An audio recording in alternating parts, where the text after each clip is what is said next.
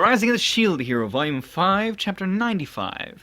Is that girl in the thing, is that the same girl as the small child somehow? Because, I don't know, braids... I don't know. Maybe. The Disease of Justice. It was around noon, so I went to get something to eat, but... Rishia, it's time for lunch. That's Rishia, right. I just didn't really remember her name at all. Yes! The armored guy orders the childish Rishia to bring out lunch. He's acting quite high and mighty. And why English? What? Well, my shield is currently acting as a translator. I shouldn't worry about his phrasing. You can do that much by yourself. What are you saying? In this party, you are the newest. You are assigned to odd jobs. Huh? What? Newest? The Hero Party System member system... The Hero Party System member system may be organized like a company, but it's a bit different, isn't it? Rishia is distributing lunch among her party members. There also seems to be a hierarchy she has to follow when giving out the food. Each time, she stops in front of a different person, bows, says their name, and goes on. The person is the one with the flashy armor. The first person is the one with the flashy armor. He gets a large piece of meat, still on the bone, and a sandwich with another large piece of meat on it. The second person looks like a soldier. He gets a sandwich with a piece of grilled fish. The third person, and so it went on. From the remaining bag, Rishia takes out some fruit and starts eating them. What the hell is this? Can't they just share food evenly?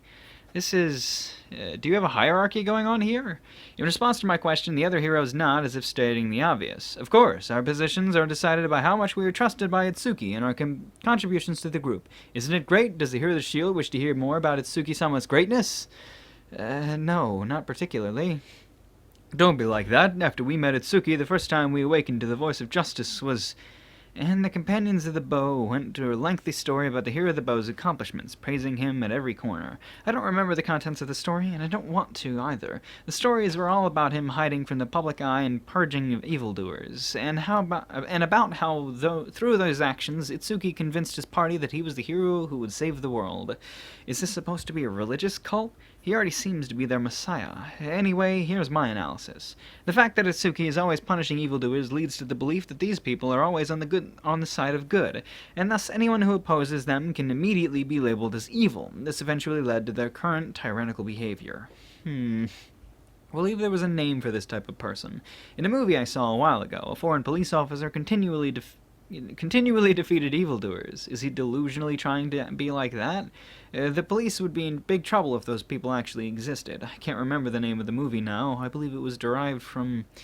as no large criminals were at large, his twisted sense of justice would cause him to issue the death penalties to small-scale sinners as well. He would then kill them, giving the excuse that they resisted. This is tiring.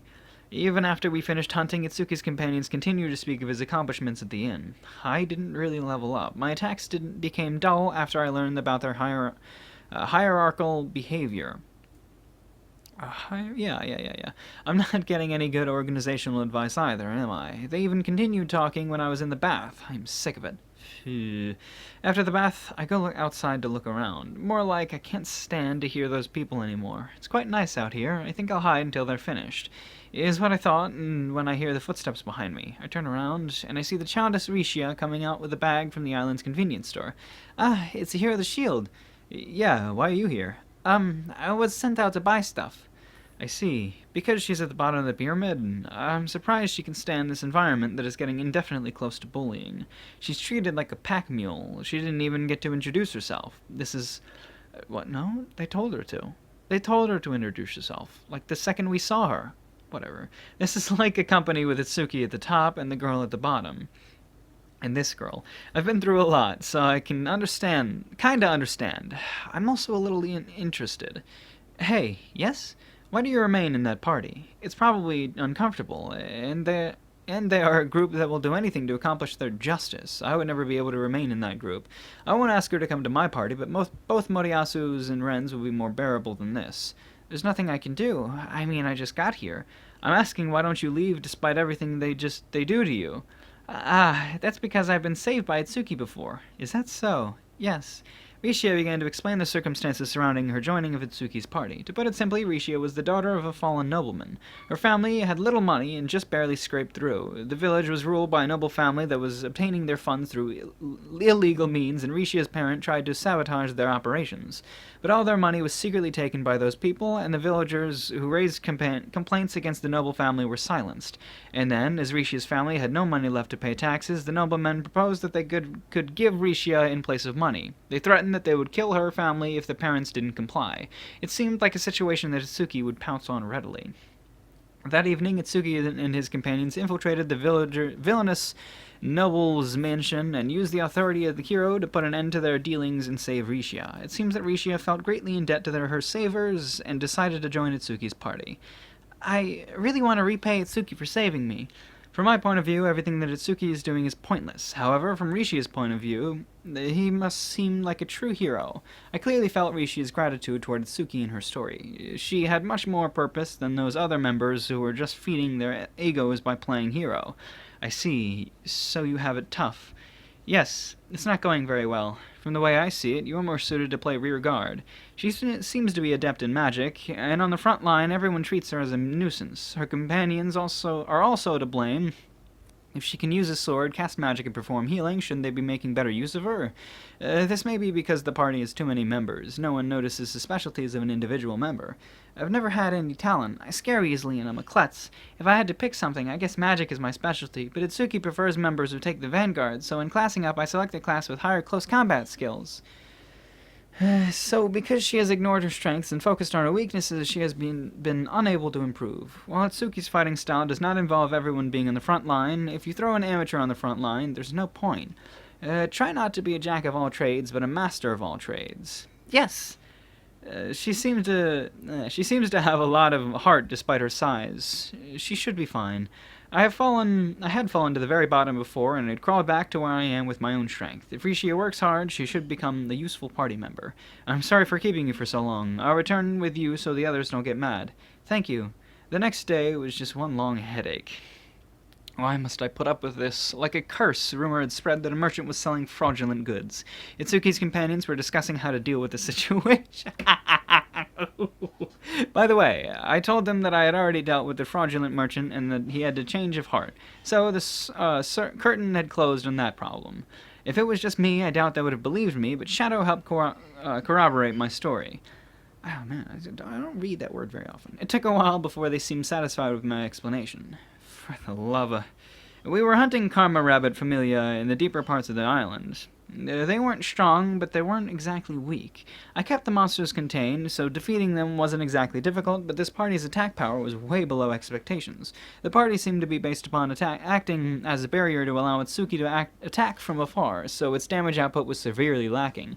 If I was with Raftalia Fido, it would take a few minutes to defeat these monsters. I finally completed the conditions to unlock the Karma Rabbit Familia Shield. Karma Rabbit Familia Shield. Equipment bonus scan, small, unmastered. I'm not sure if he simply disliked my fighting style, but Armor left the party. If Raftalia Fido had a problem, they would probably tell it to me before leaving. After Armor left, the soldier-like guy began to act strange. He initially took on a high and mighty attitude, but he eventually left the party as well. This continued for a while until the only one left was Rishia. Of course, this allowed Rishia, who could take on any role to shine. By the time the sun reached its peak in the sky, we had safely finished hunting and boarded the ferry back to the previous island. Not that I care at this point, but Armor and friends are on the same ship. I'm not sure if they think that Itsuki will be mad at them, but they seem to not want to return to the inn. Talking to them will be a pain. I look at the ocean and calm my heart. These 2 days were the worst. I didn't even get much information on Itsuki's, and I wasn't able to recruit anybody.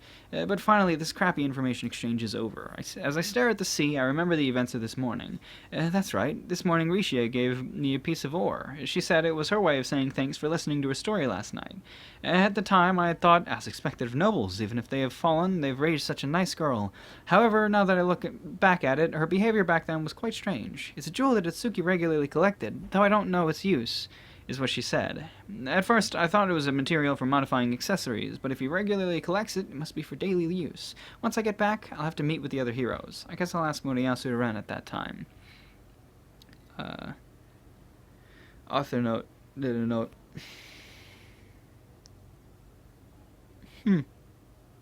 Dirty Harry. I don't think I've ever heard of that. There's an author note at the bottom. Apparently, there's a movie called Dirty Harry, uh, and it's to do with that cop he was talking about before. Huh? Yeah, no, I don't think I've ever heard of that.